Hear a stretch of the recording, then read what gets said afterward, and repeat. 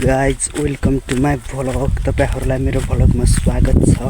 आज हामी चाहिँ गाउँले जीवन यसो भारी बोकेर मोल बोकेर बारीतिर जाँदैछु हैन। हेर्न सक्नुहुन्छ मोल यसो बारीतिर जान लाग्यो हामी। गाउँमा यस्तै हो हेर्नुस्, भारी बोक्ने उड्ने हिँड्ने। तपाईहरु देख्न सक्नुहुन्छ हाम्रो गाउँतिर यसो गाउँ टनाटन फरिरहेको छन्। गाउँहरु दामी भइरहेको छ।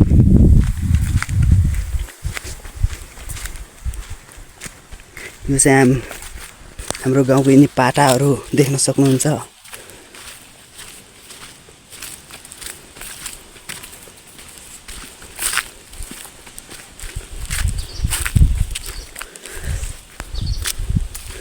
मैले पनि टक्क ठुलै भारी बोकेर बारीतिर जाँदैछु गाइस।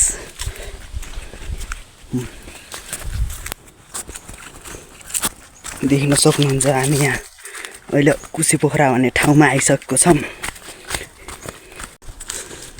यो यतिको सिकुटे पाटा चाहिँ हाम्रो हो।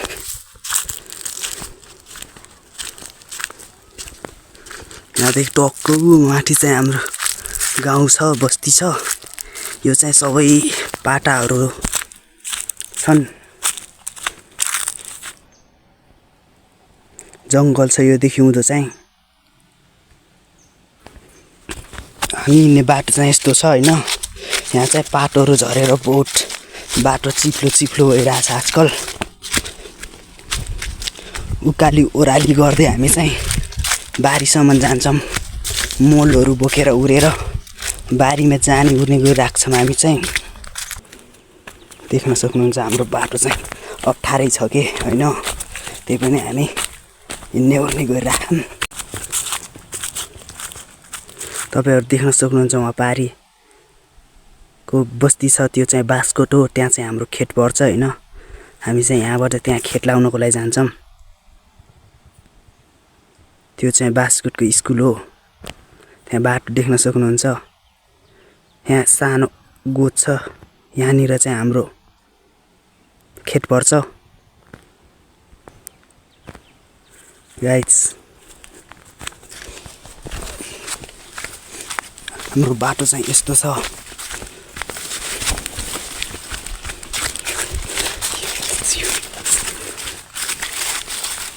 टक्क जङ्गल दामी, दिउँसै डर लाग्ने टाइपको छ यतानी चाहिँ।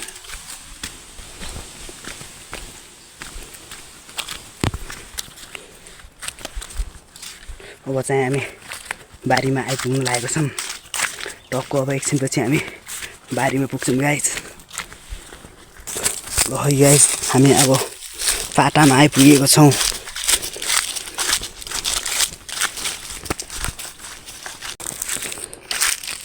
देख्न सक्नुहुन्छ गाइस, यो चाहिँ हामीले बारीमा थुपारेको मोल हो है। यो चाहिँ पाटा हो, वहाँ पनि छ मोलहरू। अनि यो पछिको चाहिँ तपाईहरु देख्न सक्नुहुन्छ हाम्रो जेठोबाको घर हो। जेठोबा चाहिँ यहाँ घर छोडेर नेपालगञ्जतिर होटल गरेर बसिराख्नु भएको छ। त्यसैले यो घर चाहिँ अहिले खाली छ। देख्न सक्नु, त्यसैले यो घर चाहिँ अहिले त्यस्तो बबाल राम्रो चाहिँ देखिरहेको हैन। पहिला यो सुनसान जङ्गलमा यो घरमा एउटा मात्रै सैतानु। यो घरमा हाम्रो जेठोबाहरू बस्ने गर्नुहुन्थ्यो। अहिले चाहिँ जेठोबाहरू छोडेर गएपछि चाहिँ घर खाली। जब चाहिँ हामी भारी सारी पुऱ्याएर अब टक्क घाँसहरू बोकेर हामी घर जाँदैछौँ हैन। आजलाई चाहिँ यति भन्दै मेरो यो मिठो भ्लग यहीँ सकाउन चाहन्छु।